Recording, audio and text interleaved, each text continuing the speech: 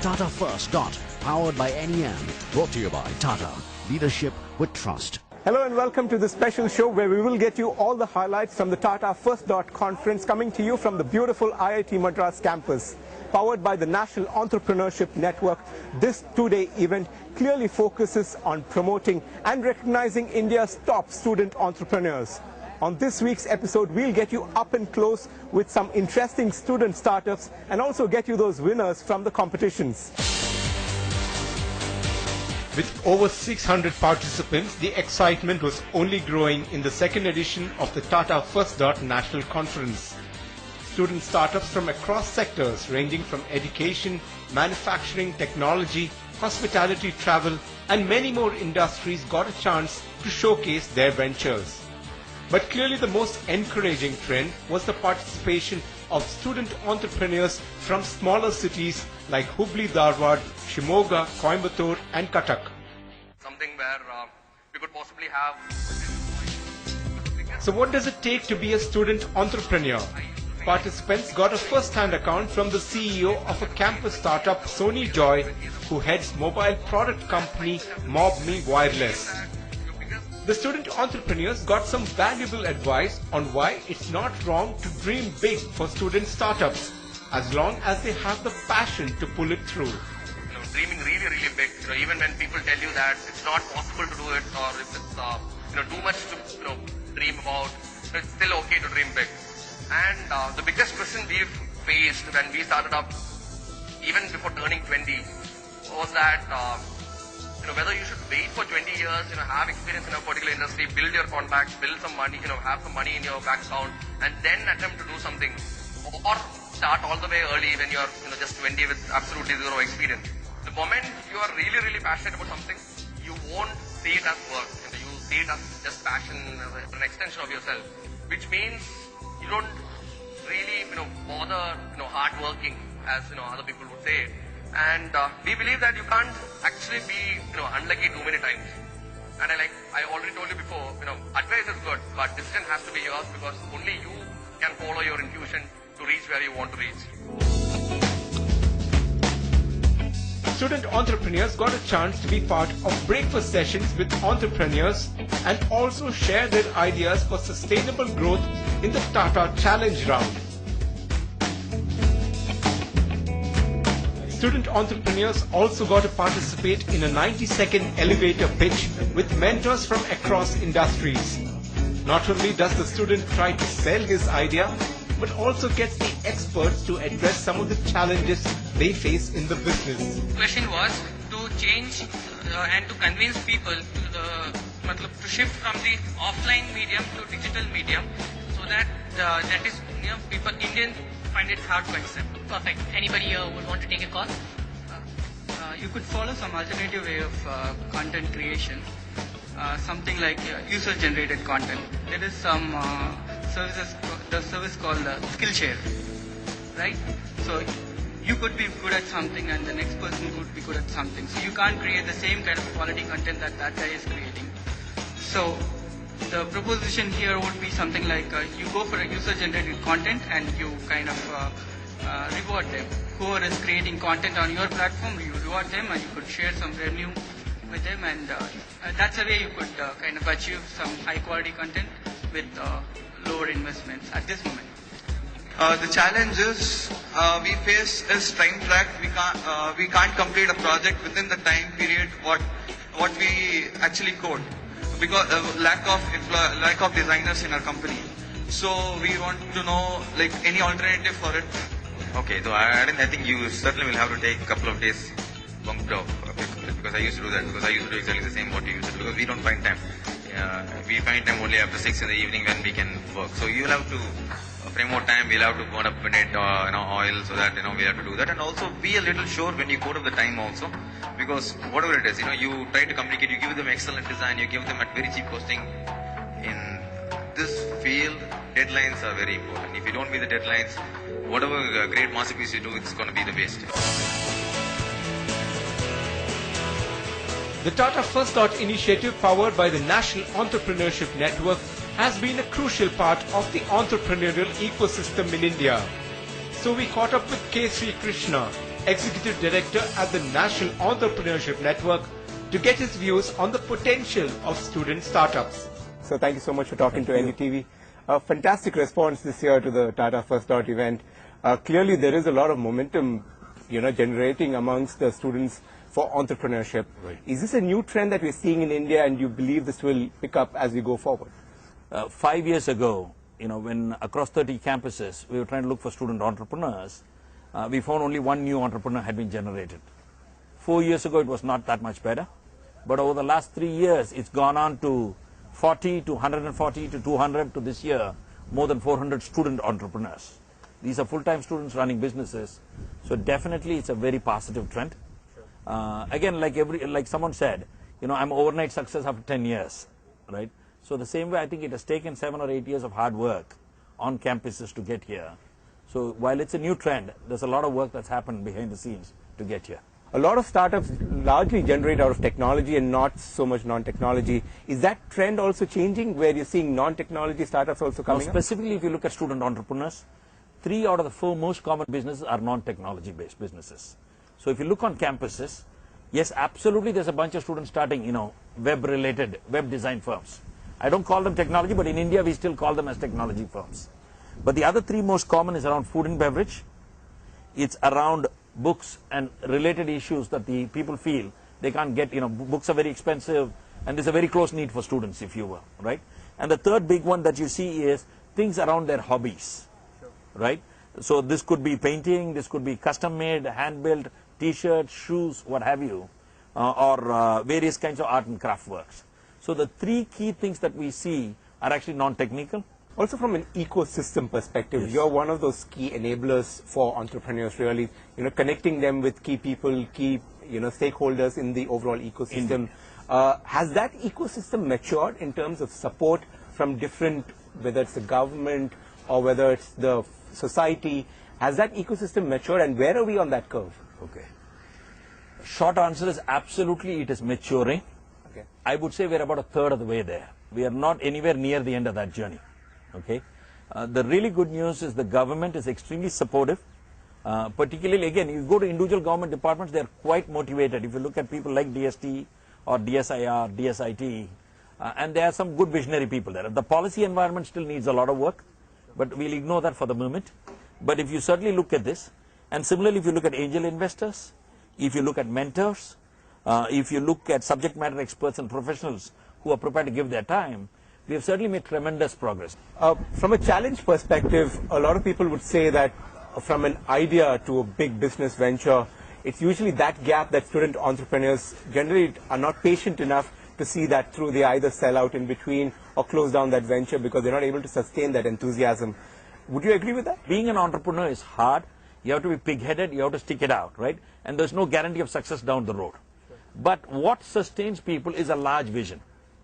And large vision comes from seeing both role models as well as doing the journey. I think it's a matter of where we are as a nation and as an ecosystem rather than any sort of intrinsic limitation. The other key thing to keep in mind, and that separates student entrepreneurs, is, see, in India, whether I'm in high school or college, I don't really get any real world experience.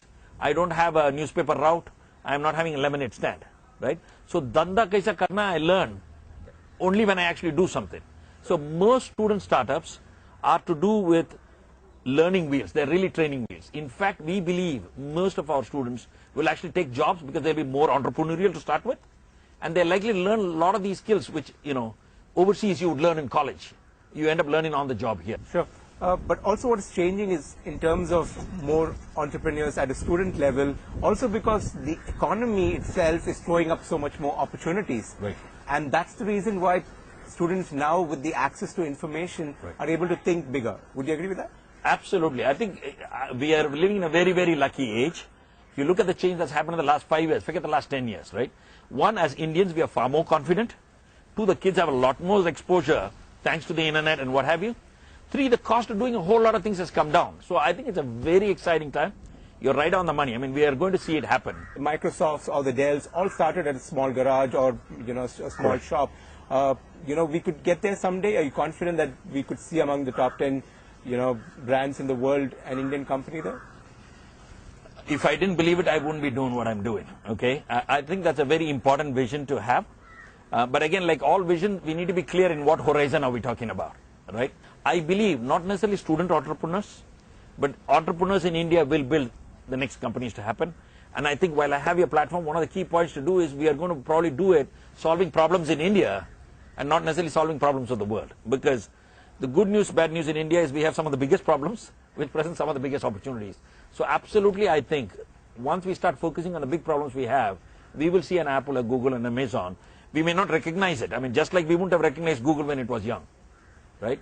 So as long as we use these as words to mean something rather than the exact same businesses, we are definitely going to see it. What kind of entrepreneurship spirit are you seeing in Tier 2 cities?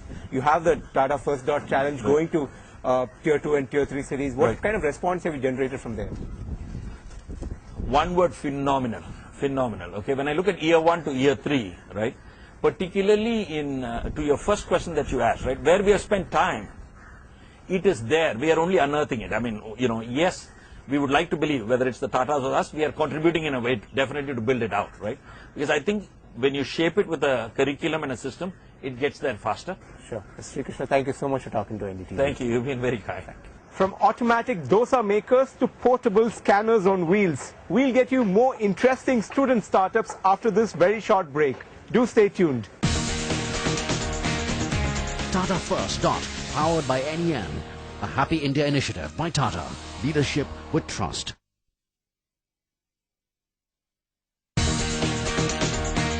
Tata First Dot, powered by NEM, brought to you by Tata. Leadership with trust. Welcome back.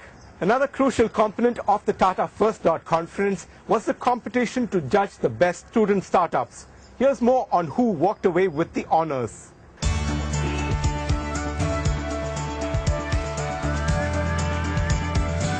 It was time to recognize the winning student startups in the jury category and the People's Choice category. And these are the winners. Biosil Technologies, the company from Hubli, is on the verge of manufacturing and marketing an exciting new product targeted at the biotech and life sciences industry. Botture designs and develops experiential learning tools for schools and colleges to promote hands-on learning.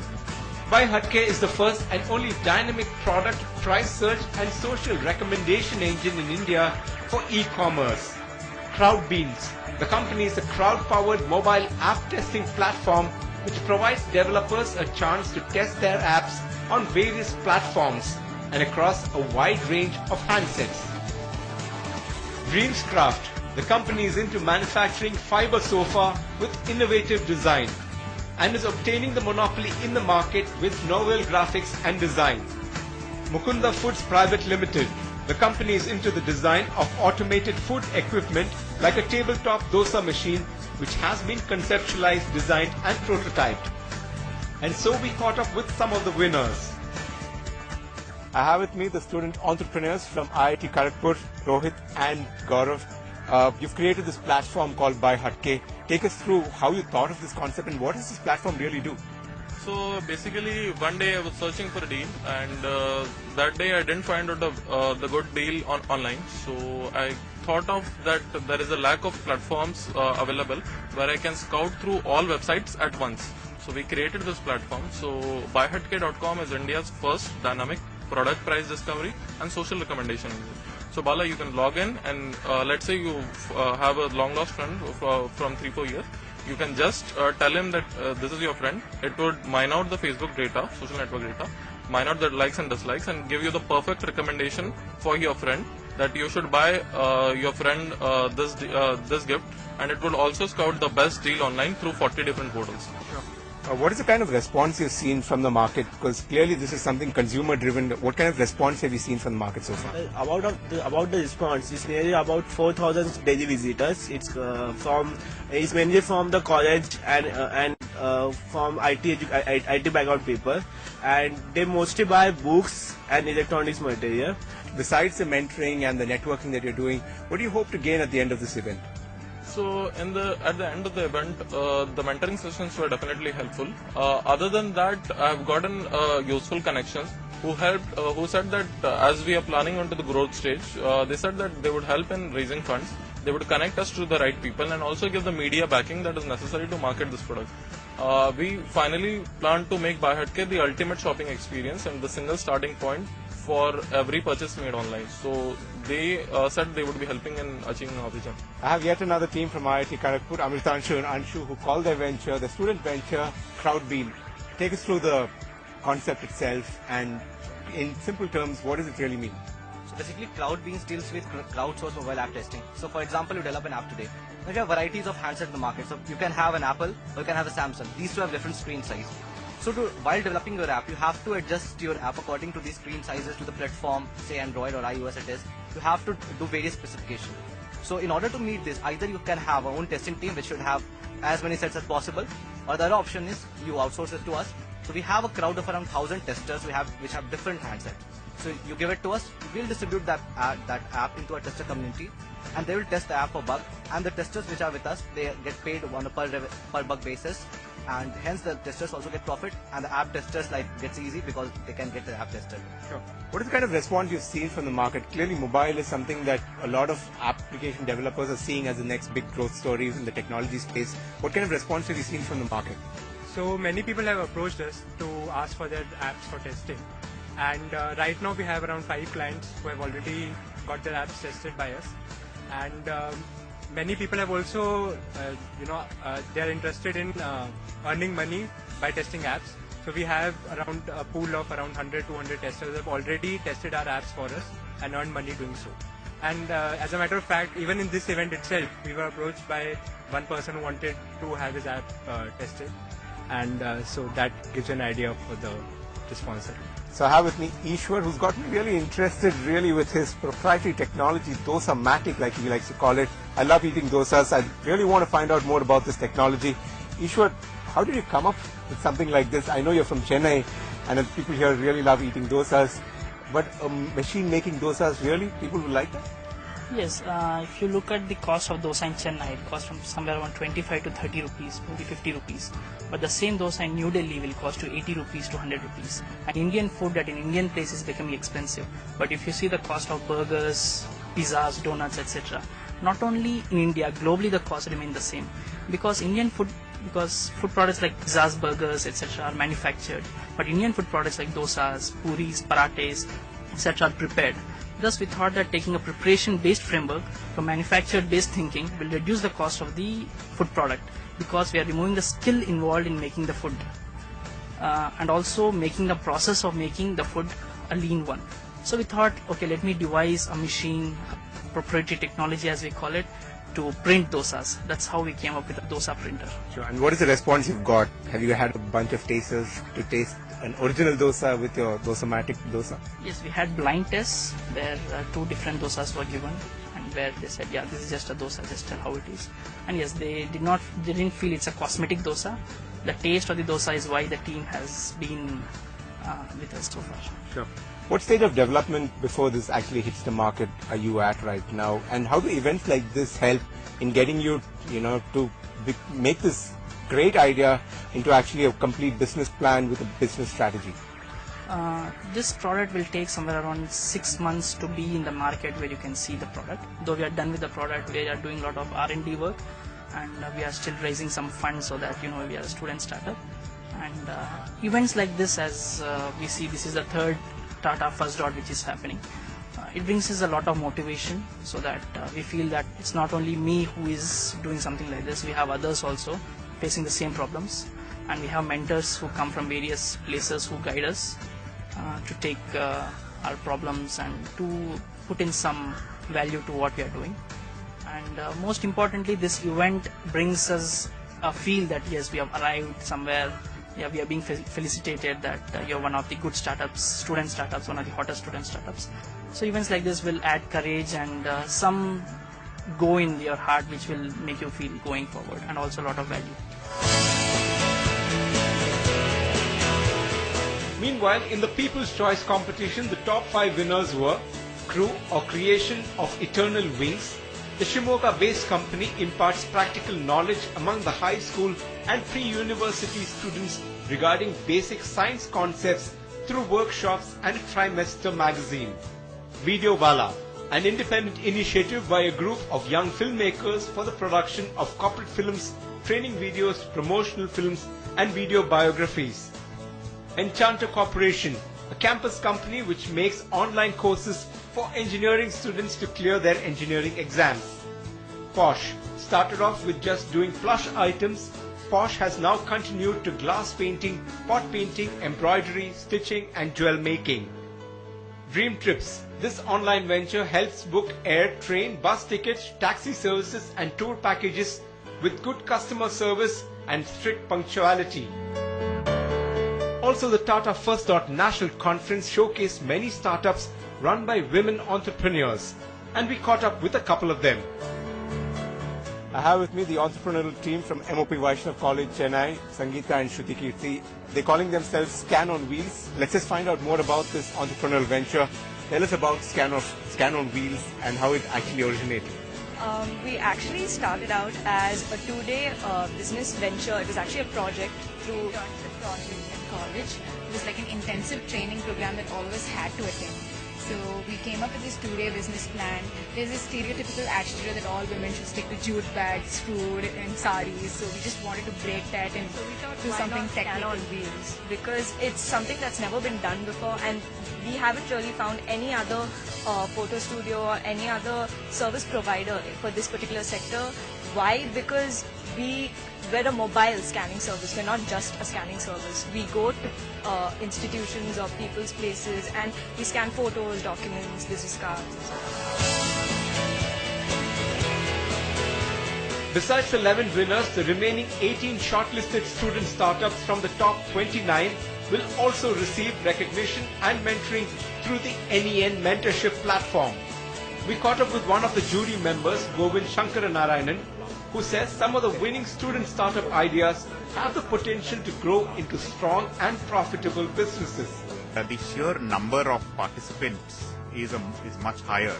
It's about double the number of participants that you see, as well as the number of locations from which people are participating in this whole Tata First NEN process is more than 2 times what we have seen in previous years. The number of entries exceeds 400.